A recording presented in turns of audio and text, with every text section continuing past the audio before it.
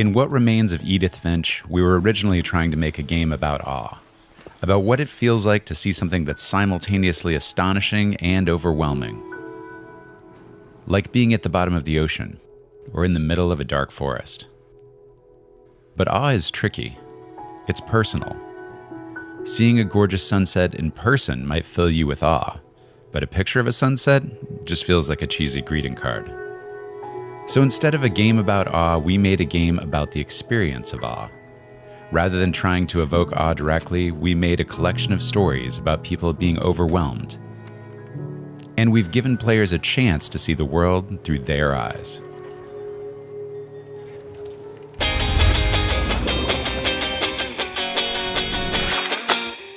My name is Emily and I made Fractured Minds. I chose to do a puzzle-solving format for the game, mostly because it kind of reflects the challenges that you face with mental health issues. Like, it's a struggle to get the key and to open the door to the next room. Because of my own experiences with mental health and anxiety, it's quite like a personal topic for me. I actually missed quite a lot of school because of my anxiety, so in my free time I would basically work on the game. It was kind of like an outlet for my stress. I'm just so happy to have it reach Xbox and then actually be able to play it at home is just beyond exciting.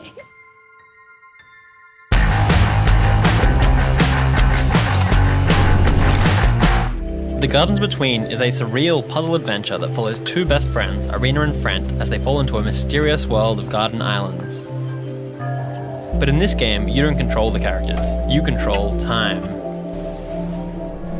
In The Gardens Between, time is malleable, and sometimes you need to bend the rules in order to solve a particular puzzle. As we move time backwards and then forwards again, we can see that the saw progresses until finally a path is revealed.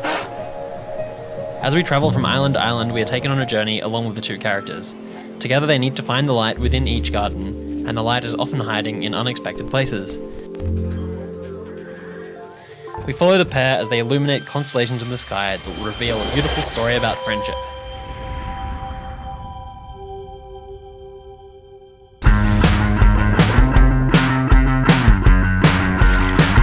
Hi, my name is Charles McGregor, and I'm the solo developer of Hyperdot.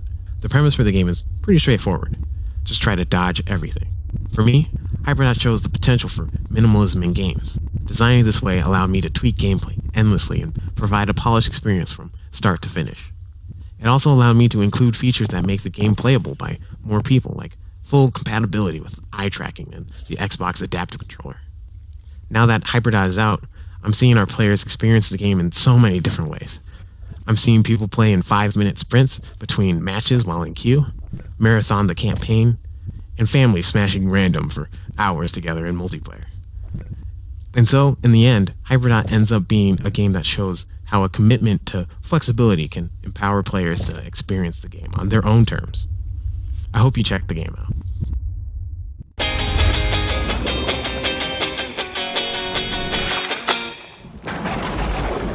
As game developers, we want to find new and meaningful ways to explore and communicate real-life topics with you, the players.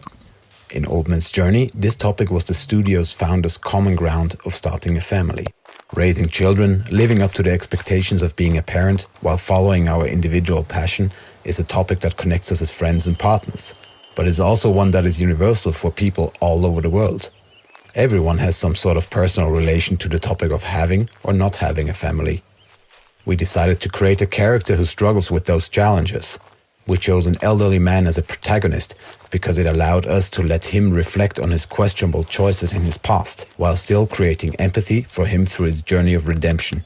We chose a simple story, told without text or voices, that resonates with players long after they put down the game and leaves them with a sense of hope for the future.